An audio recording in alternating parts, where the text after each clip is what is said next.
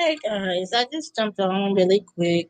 I know probably people probably sleep or whatever, but I just wanted to jump on and talk about briefly the coronavirus vaccine that um, was released for the most part on yesterday and the remainder of today, I'm sure. But I came across an article that kind of sparked my interest some, and I wanted to just put it on here just to for feelers and see what other people thought about it. So I'm gonna play it. Let's see.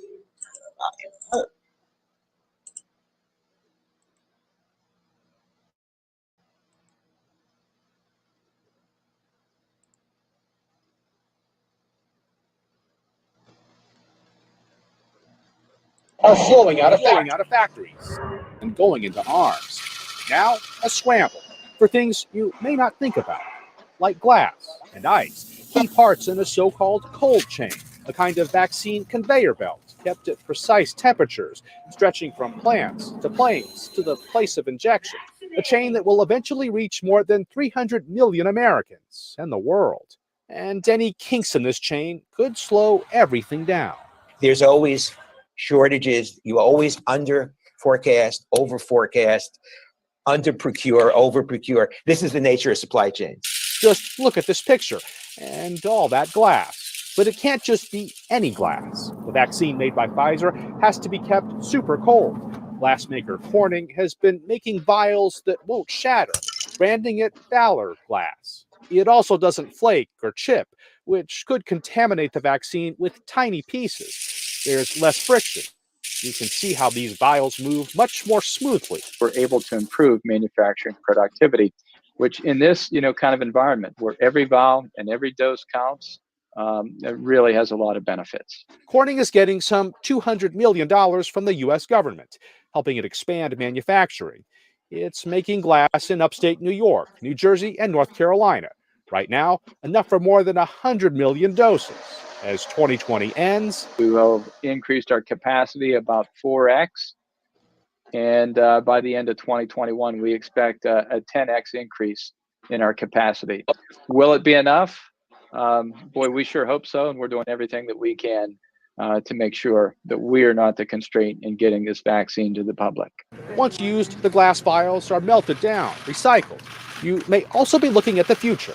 This type of glass will help preserve the quality of what's coming, a newer generation of vaccines that have to be kept stable. Keeping this vaccine super cold has also meant a scramble for special freezers, not normally found in hospitals. But the vaccine also has to travel, and keeping it cold along the way, dry ice. It also helps preserve the vaccine at hospitals and pharmacies that may not have those super cold freezers.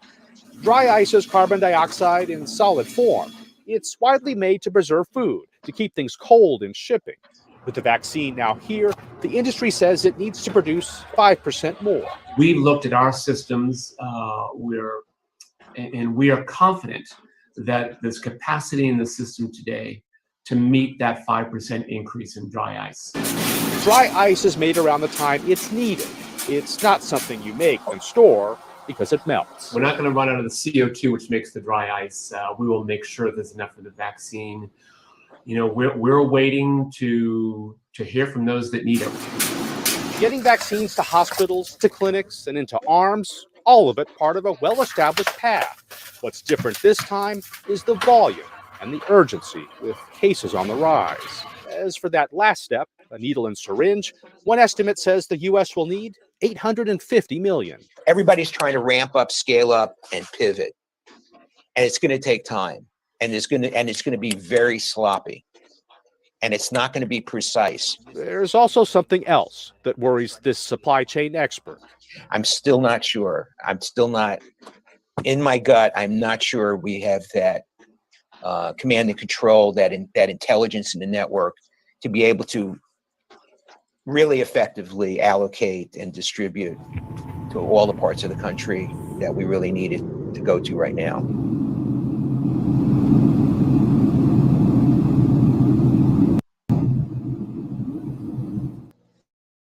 so my main thing in this that caught my eye was that it said that California ordered thousands of body bags as the Moderna vaccine nears approval. Like that threw me like way for a loop. Like, what do you mean you order more body bags because of the vaccine? Like, what are they not telling us? That just really that was interesting to me. So that's why I wanted to jump on and just put that out there to see, kind of get some feelers from others to see what you guys thought about it. I thought that was strange. Like, order more body bags when the release of the vaccine has approached. And you make a news story about it, but then you don't address it in the news story. You talk about everything in the news story, but the body bag. Like, was that clickbait? Do you think? But it was the Washington Post, so that too in itself was strange. I'm gonna go back to that. I'm gonna go back So to I'm that. so So excited I'm to so be here excited to be today here and a today little and a nervous, little but I'll nervous, put my but arm out today to fight COVID.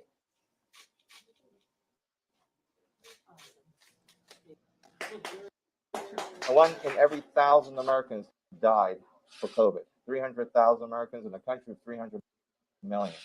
It's very important that we begin to fight back. And those who have died have disproportionately been among people of color. So I think it's vitally important that we do this. And until we get to having enough people who do this, we're not going to be able to really stamp this out. You cannot get COVID by taking this vaccine.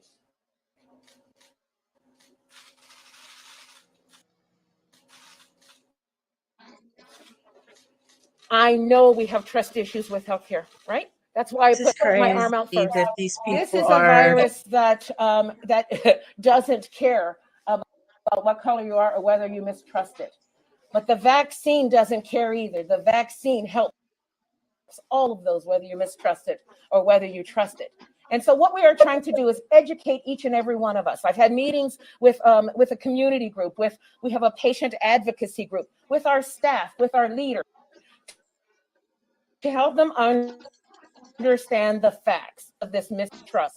And I want to take it for my family, for my friends, for my people, for my village, for my aunties who I haven't seen, and my kids and my grandkids who I haven't seen. So I want to see them, and I want them to live great long lives. So we're going to fight this way, and I'm fighting first. Hmm, okay, ma'am.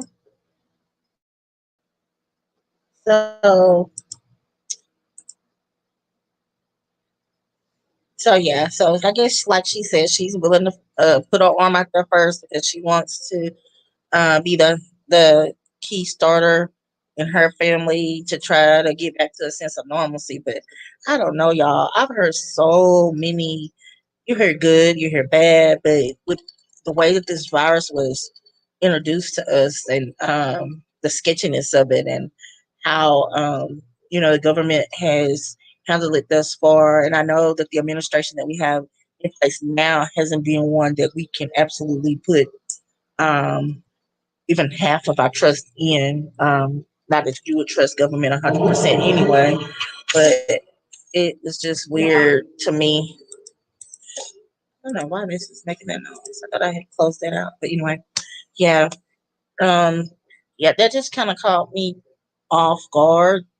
That topic, well, not the topic itself, the way that that story was lined out, and then the way that it said that they ordered body bags, but then they did not address they addressed everything else in the article, the vaccine, the temperature that it needed to be kept, even the production of the dry ice that was needed to keep the vaccine at a certain temperature. Like all that stuff was addressed, but they never touched on um, the title itself, which was that state of California ordered um, more body bags in lieu of or because of the production and the now distribution of the coronavirus vaccine.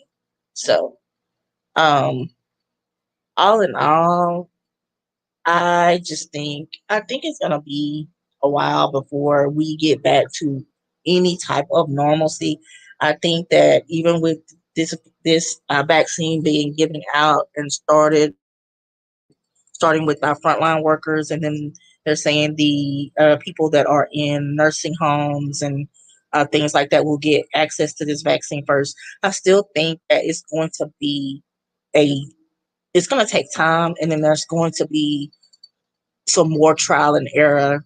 Not so much so as the vaccine is in trial, because that trial phase is over, but just getting it out there, getting it um, into the system of other people that have various pre-existing conditions, different things like that. They may not have been able to find a person or someone to test the vaccine on at the time when it was going through the trial period. So I think really, y'all, that we'll probably be wearing masks for the next year, year and a half, maybe 2 years at most, until this thing, unless this God just comes down and provides this overall blanket of and just remove the plague altogether. Other than that, I think it's gonna be time. It's gonna take time um, before we get back to any type of normal. And then what will our normal seem like? Like 2 or 3 years from now, to look back, to try to go back to normal, like, will we even want to go back? Will we remember the things? Because so much has changed. Like, even the way that we dine out, um, the way that we attend school now, the way that some of us work. Like, going back to normal, like, that there may be no go back to some of these things. Like, so, like, we may be working from home inevitably. Like, that's it. Like, they tried it. They like it. It's like, why go back to the office when we can do just as much and just, and provide a quality service online, as far as learning as well. But you take away that human face to face contact, and then the experience overall of like having a graduation. I guess you could get together, um, once you complete a class of a degree plan or something to that nature, or even just your regular typical school, your high school or trade school or whatever. I guess you could organize some type of ceremony, um, that's traditional, to go through the process, because everybody wants that experience. Everybody wants the experience of walking across the stage, and that rush of accomplishment, and then those people coming out to actually see you go through that process. So I guess, yeah, sense of normalcy when it, as far as that part comes. But like I said, some jobs, when you look back from, like, say 2 to 3 years from now, to look back and say going to normal, your office normalcy may be online from like that this point on. So it may not be no going back to an actual office building to work or have uh, where you go, make your money or whatever. So I don't know. I just wanted to come on, like I said, and just kind of talk about that briefly. I see a few people on, but nobody's in the comments saying anything. I'd like to know what you think about it, though. If you'd like to comment, that would be great. And I will reply to those comments. If you don't do them here, if you do them after I close out the video, it's fine.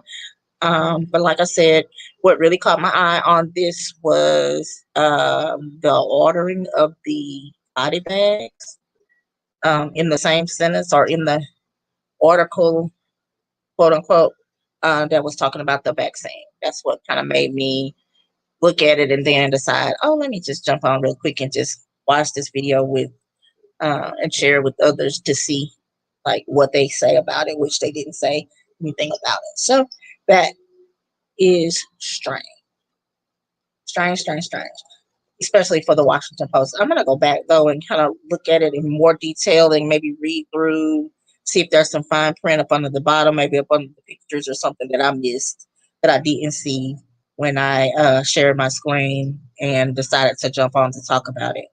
And also because I think the one that was approved by the FDA was made by Pfizer, if I'm not mistaken. And I think that the one that was in this article that I was talking about, that I shared the screen on was made by Madeira or something of that nature. Which I hadn't heard much about that one anyway. But for them to make a title and put that they're increasing the order of body bags in the same title as the Moderna vaccine, which I wanted to read on there also to see if it had been FDA approved. Like I said, I only heard about the Pfizer one. Moderna, whatever this one's name was, been approved. I missed that in the news as well.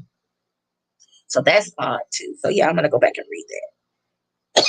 Excuse me.